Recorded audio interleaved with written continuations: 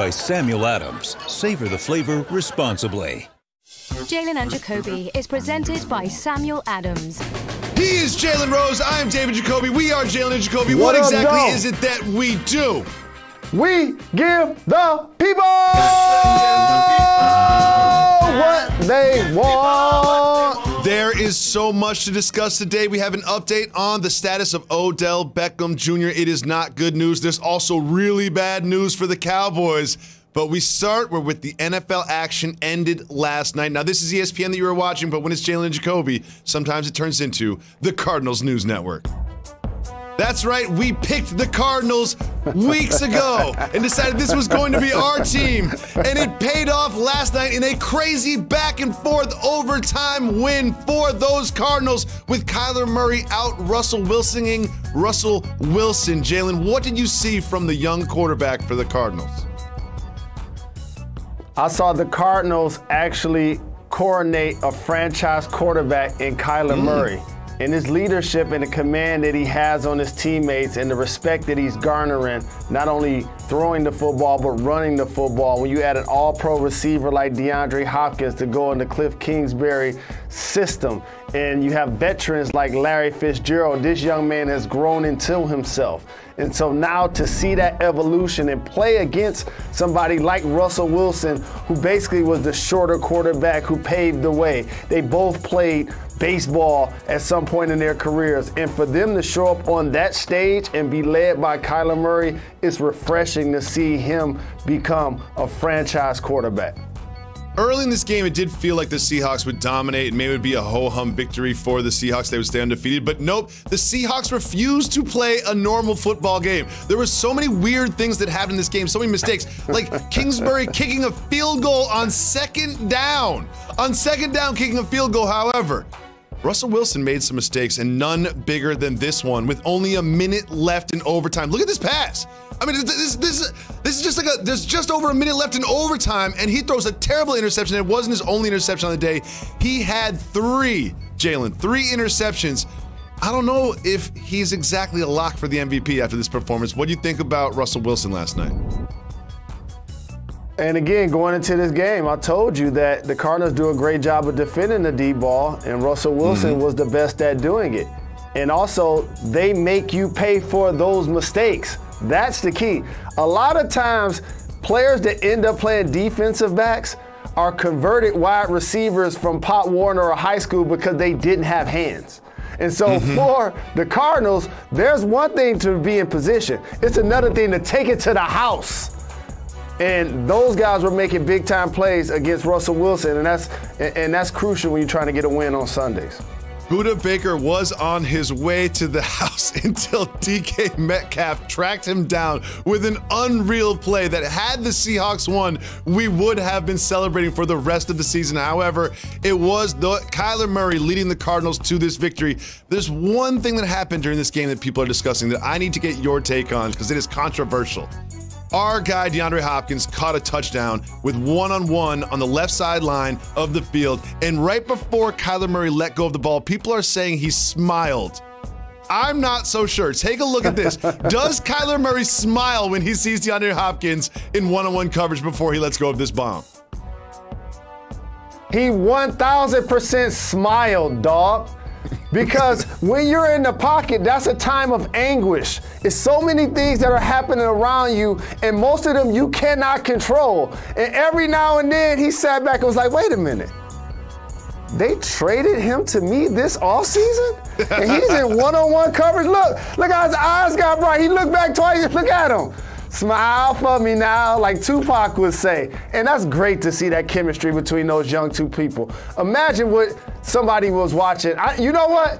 What do you think Deshaun Watson was thinking when he saw that? Oh, man, at least he got his bread. Well, there is now only one team left in the NFL that is undefeated, and that is in the AFC, where two big teams in the AFC clashed on Sunday within the AFC, at least record-wise. What do you like about this team right now in the season? So there's so many players, in particular in baseball, basketball, and football, that get the fortune of getting drafted by or playing for a storied franchise. When you usually do that, you're going to have success that's bigger than you.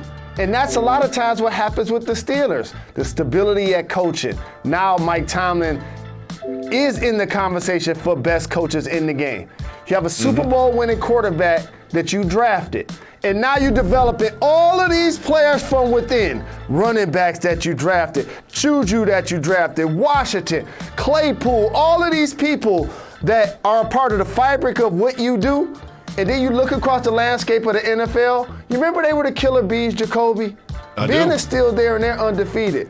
Now, Brown and Bell have had to reinvent themselves at multiple spots, from being the best receiver and one of the best running backs to now contributing to contending teams. That's how fast the league comes at you. Pittsburgh kept it steady. They're 6-0, the only undefeated team in the NFL. You mentioned Claypool, you mentioned Juju Smith-Schuster. I believe you meant Johnson when you said Washington. However, they don't just draft on the offensive side of the ball. T.J. Watt. T.J. Watt and Bud Dupree are the best defensive duo in the league on the line, in my opinion. But it was Watt yesterday who just seemed to be in the backfield, blowing everything up every other snap. Look at him right there, swiping after the ball, causing problems for Tannehill. He was a huge part of this victory, and the Steelers really, truly do look like a very well-rounded team that is ready to challenge the Ravens and the Chiefs for the top spot in the AFC at the end of the year. However, staying in the division and turning our attention to the Cleveland Browns, we have some breaking news that Odell Beckham Jr. has a torn ACL and will be out for the season. It was this play, kind of a freak accident, that put him out for the season, also put him out for the game. Coincidentally, after he was out for the game, Baker Mayfield went on a tear.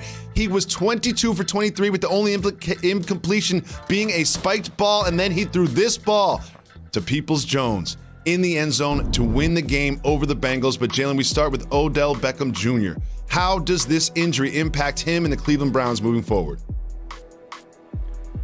When Odell's in the huddle with Baker Mayfield, because he's considered one of the best at what he does, and Odell looks at him, it's more of a want. But without Odell, it's a need from everyone else. And that's when you see a guy like Peoples-Jones making his first catch of the season as a game-winning TD. Because now as a quarterback, Jacoby, he gets to assess the football play and decide who I'm going to spray the ball to and not necessarily have to cater to my number one receiver. Now, this shouldn't be the case for a guy that plays that position, but mentally this does happen for some of those quarterbacks. And Baker clearly fell into that category yesterday. Absolutely. I think there is something to be said for the fact that when you have a superstar receiver, and I'm calling Odell Beckham Jr. a superstar, he has had that production with the Giants, that you sort of, he's in your mind. Are we getting him the ball enough? Is he getting enough touches? Are we running enough plays for him? Are they doubling him? And when you sort of free of that sort of burden as a quarterback, you really spread the ball around, which you see him do. He threw to Higgins, and he threw a great touchdown to Njoku. He did a lot of things that sort of freed him up. He didn't have an incomplete pass. Now, if I'm not going to say a team is ever going to be better without Odell Beckham Jr. That will never be said. If you have Odell Beckham Jr., you are better than if you don't have Odell Beckham Jr. But there are some side benefits that come with him being gone. Now, we wish him a speedy recovery. But one thing I do want to do, Cleveland, congratulations, you're 5-2. However, still haven't beaten a good team. This was the Bengals. Not only was this the Bengals, this was the Bengals and a last-second miraculous touchdown that got you to beat the Bengals. So while this is a celebratory Monday and also a bittersweet one because of the OBJ news, let's not act like this is a contender in the AFC until they beat a contender in the AFC. Jalen, so much action on the gridiron, but there was some great baseball too. Chaos on Saturday night as the Rays tied the series at 2-2. But there was a Sunday night Game 5, and Clayton Kershaw took the hill and was good enough. Jalen, what do you think about Kershaw in this one? Kershaw, when they win the World Series, is going to be able to do so as an all-time great player, but not necessarily having to do it as a dominant ace. Normally when great teams win the World Series, I think back to Randy Johnson and Kurt Schilling when they were in Arizona, when those guys were having to go late in the games and things of that nature. They're just asking Kurt, like in both games, to give me 5 innings. And the first time it was better than the second time he gave up a couple of runs. The Dodgers are going to always find a way to get a home run and timely hitting. the Rays leave runs on runners in scoring position way too often. So you got to give the Dodgers a lot of credit, give Kershaw a lot of credit, but the fourth inning was crucial. The fourth inning, him finding ways to pitch himself out of trouble when he needed to, and then obviously the runner trying to steal home. That also worked out in the Dodgers' favor. They were able to communicate and pick him off.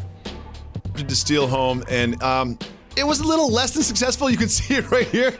I mean, Kershaw sniffs it out. He sees it in his peripheral, throws him, catches it at home. Now, it said that this was completely on his own. And I'm putting myself in Cash's position as the manager of the Rays, just thinking, we're sitting there at the top step of the dugout and watching your team. You've got a guy on third, and then all of a sudden he bolts towards home with no sign, no indication that he would do so. It's absolutely baffling. Like, what do you think Margot was thinking when he decided on his own to try to steal home in Game 5 in a close game in the World Series? So you're going against the Dodgers, a storied franchise. You're the underdog. They're going to hit home runs. You have to play small ball. You're on third base. This is my Jackie Robinson moment. This is my time to do something great. You know he was watching Last Dance. You know he saw MJ crossover and make the game winner. He's standing on third. He like, this is my Jackie Robinson moment. He looks over to the dugout, and the ump isn't telling him to steal. And he's like, you know what? I can make it home. And all of a sudden, when Kershaw, the lefty, turns his back, you cannot see the runner. You can't see the runner. The first baseman did a great job of alerting him. And then all of a sudden, you dead to rights at home. And now you got to do that walk of shame back to the dugout. It was this thing right here. It was this move after he was out. It's this move right here. It's that one that you just saw. That's the one where you can tell he was like, oh, I just messed up. It looked like my 7-year-old son or something when I catch his hand in the cookie jar. He's just like, oh God, I'm in trouble. He should have walked to the Dodgers dugout. He should have sat down in the Dodgers dugout and just been like, you know what? I'm good. We don't have to discuss this. You mentioned the Dodgers hitting home runs. They are the only team in World Series history to have 9 different players hit home runs, and we've only gone through 5 games in this World Series. Their power plus the pitching yesterday propelled them to be 1 win away from the World Series championship. Jalen, the Cowboys continue to be terrible in new and crazy ways, and also the Detroit Lions won a football game. We'll talk about that and much more right after this. You're watching Jalen and Jacoby. Jalen and Jacoby is presented by Samuel Adams from Boston with love. Savor the flavor responsibly. Part of Happy Hour. And in part by Peloton. Millions of reasons. One. Brought to you by Chase. Welcome back to Jalen and Jacoby. Jalen, after the Cowboys lost coming into this Sunday, I felt that they would find some solace in the fact that they were playing the Washington football team. Well, guess what? They looked terrible against the Washington football team, too. Now, they were down before this happened, but this was a key point in the game. Andy Dalton gets hit hard, helmet to helmet by Bostic, and it comes out of the game with a concussion. Jalen, what do you think of the hit and the reaction of his Cowboy teammates? I'm not in an uproar like so many people that wanted to see the Dallas Cowboys create a 50 hold me back moment. But what I will say based on the reaction is that this team ain't making the playoffs. Because you can look at their division and yes, a team probably is gonna make the playoffs and be under 500. But that concussed quarterback is gonna be out a couple of weeks. Ezekiel Elliott still is yet to get going. The defense is still allowing all-time highs as it relates to yards and touchdowns. And I look at one person, Jerry Jones, because you have to make the decision at the top who you want to take care of. It's a salary cap driven sport. You took care of so many people on the defense. You took care of Zeke, but you forgot the most important position in football is the quarterback. And as a matter of fact, Jacoby, this roster ain't gonna change much. I know you want to get the offensive line healthy, but look, these are their anchor players. And I like Amari Cooper as a performer. But the way his season ended last year with him on the sideline, that didn't seem like a player you would have given $100 million to that same offseason. And that level of dysfunction has allowed Ron Rivera to bring his guy in, Allen, who he's just a little bit familiar with. Turn around and hand it to Gibson, and then all of a sudden, you sick Chase Young and your defensive line on the Dallas Cowboys offense, and you're Washington, you're getting victory against a Cowboys team that is already stacked with those dudes over the next couple of years that can't get it done right now. I'm glad you brought up Gibson because this Dallas Cowboys defense is so bad. They didn't just give up 128 yards to Gibson. Gibson wasn't even a running back primarily in college. He primarily played wide receiver in college, and now he's coming to the NFL and getting 128 yards on the Dallas Cowboys defense. It is absolutely wild, and while the Cowboys are falling apart, are the Detroit Lions putting it together? We'll start at the end of this game. We're all tied. I love that graphic so much. All Todd Gurley had to do was not score a touchdown. And he tried not to, but he fell into the end zone, thus giving the ball back to Matt Stafford and the Lions with just over a minute left to go. And we know what happened there, Jalen. What happened when Matt Stafford had the ball and needed a touchdown in the waning seconds? He throws it to Hawkinson, brings the Lions to 500. Jalen, how does it feel to be a Lions fan on this Monday? I hated that for my rock brother Todd Gurley. I was in Atlanta, Jacoby, on the grill, ribs, chicken, cheering for the Lions. Hawkinson on my fantasy team caught the game-winning touchdown, and the Detroit Lions get a road victory. And trust me, it felt so very good as a Lions fan. It had me dreaming when I went to bed. And it had me thinking, imagine if the Detroit Lions were just in the NFC East. You know, all of these teams get loved by national media, and most media just troll them because they think it's for the ratings. We don't troll teams and players on this show. So look, the Lions, if you want to talk about some squads, put the Lions in the NFC East, and you know what we'll be? We'll be a playoff team. We'll be a playoff team. That's what I was dreaming last night. Well, those are some of the worst teams in the NFC, but now we turn our attention to one that's established himself as one of the best, and that is Tom Brady's Tampa Bay Buccaneers. They went up against the Raiders, beat them handily. Tom Brady had a rushing touchdown, 4 passing touchdowns, and it wasn't all dig and dunk stuff. He's going deep now, Jalen Rose. However, while we celebrate Tom because he's the quarterback, and he's the legend, and he's the GOAT, and he's going to the Hall of Fame, there is a player who impacted this game, dare I say, even more than Tom Brady, and he was on the other side of the ball for the Bucs. Who is that, Mr. Rose? They had a heat-seeking missile out there with the last name of White, and I tell you something, nobody was safe. He was running as fast as he can, hitting people as hard as he could, and that's the kind of football that I grew up watching, and it was so very refreshing to see that he didn't get suspended. He didn't get ejected, and all of a sudden we get a chance to appreciate Tampa Bay's defense led by Todd Bowles, who, by the way, deserves another opportunity to be a head coach. He deserves another opportunity to be the head coach. So as well as the Tampa Bay Buccaneers are playing offensively, make sure you recognize defensively. They have some guys, Ndamukong Suh reinventing himself. Wingfield Jr. got his first interception. Todd Bowles deserves another opportunity as a head coach in the NFL. Jalen, Tom Brady is the GOAT, and we saw another GOAT retire on the...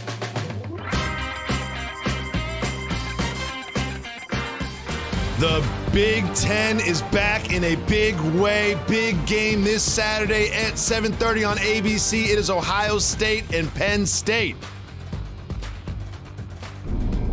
Welcome back to Jalen and Jacoby. Jalen, we mentioned the Big Ten is back, and there was a big game in the Big Ten on Saturday night where the Michigan Wolverines headed into Minnesota. And usually the Wolverines, they make it stressful when they win, especially in big games, but not this one. They kind of ran away with this one, had 35 points at halftime. Jalen, how encouraged are you by your Wolverines performance? I respect all of our Big Ten opponents. Shout out to the Gophers, the former basketball coach Clem Haskins, big bro Willie Burton, my bro Vashawn Leonard putting in work for the Gophers. But to be honest, as Michigan dog, Michigan State is considered little brother. Like Minnesota, they like distant cousin. Like we created a jug to play against them, to make them feel like that they can compete against Big Brother. It's like putting our hand in the air and making them jump to hit it. When we play against Minnesota, dog, that's all that is. That's all that is. Like, we already know. Like, we lose to them, then that's a true issue. That's a real issue. Congratulations on the win. We look forward to them playing State this weekend. But, Jalen, something else happened on Saturday that must be recognized, and that is the win of Khabib Nurmagomedov over Justin Gaethje in the octagon. And it was after the fight, after Khabib pretty much dominated Gaethje and choked him out with his legs. An emotional Khabib announced his retirement at 29-0. Jalen, what do you think of this announcement off the heels of him losing his father due to COVID complications? It's tough. It's tough. It's emotional. It's painful. It's prideful. He's a man of integrity. His family lost his dad, who was really close to him and was a huge influence on him as a fighter. They made plans together, including this being the 30th fight, and it took place, and it was symbolic. And I think that gave him the focus to go out and perform the way he did. He may change his mind at a later date, but I salute him for going out giving us an amazing performance under tough circumstances.